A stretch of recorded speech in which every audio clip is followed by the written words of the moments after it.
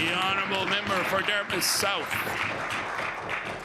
Mr. Speaker, my question is for the Premier. I don't need to remind this House about what we have learned from using the P3 model to build highways and schools in this province, that the flawed approach has cost Nova Scotian taxpayers more in the long run, that transparency in how the projects are awarded and managed is virtually non-existent, and that we have a very poor track record in ensuring that developers are held accountable to those contracts. Mr. Speaker, I understand the requirement to spend $166 million to buy back the P3 schools this year, but I want to ask the Premier, will he admit that this was a bad deal? The Honourable Premier. Mr. Speaker, I want to thank the Alderman for the question. Mr. Speaker, all those communities that have schools that have been operating now for the last 30 years, Mr. Speaker, consider it was a good investment by the people of Nova Scotia.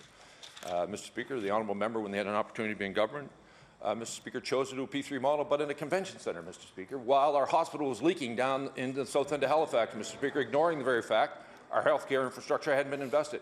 We're making the appropriate investments in our healthcare infrastructure, not only here, Breton Island and across the province, Mr. Speaker, and we'll continue to do that and use all kinds of options, Mr. Speaker, that make sense to deliver those projects on time, Mr. Speaker, when Nova Scotians need them.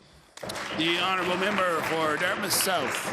Mr. Speaker, this seems like an opportune moment to remind the government that they've had 7 years to make the changes that we're asking them about. So references to previous governments, I would say, are fairly erroneous at this moment.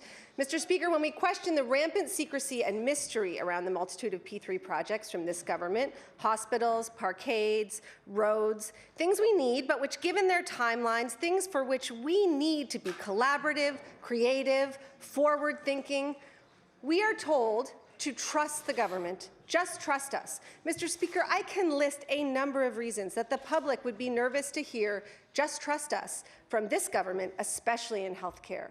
ER closures, family doctor waitlists, NSHA amalgamation, not to mention the Yarmouth ferry debacle, and that's just a few. Mr. Speaker, doesn't the Premier agree that we need more transparency, more scrutiny, more public conversation around government spending, not less? The Honourable Premier. Mr. Speaker, looking forward to the Minister of Finance to table our budget and have the debate on the spending, Mr. Speaker, as we do every year. Mr. Speaker, and we haven't been sitting by for the last 7 years, Mr. Speaker. We've been making substantial investments in healthcare infrastructure. The honourable member was in Dartmouth when we opened, Mr. Speaker, the investment we made in Dartmouth General. We invited her to the opening. She came in. The community was, Mr. Speaker, thrilled with government, Mr. Speaker, stood up and said, finally, a government that has put in a long-term strategy and solution around our healthcare infrastructure that deals with the entire province of Nova Scotia, Mr. Speaker. And no matter how much, Mr. Speaker, people are opposed to those investments on the floor of this House, Mr. Speaker, this party will stand with Nova Scotians and continue to ensure we invest in the appropriate healthcare structure that meets the needs of the next 50 and 60 years, Mr. Speaker, and not be stuck in the past.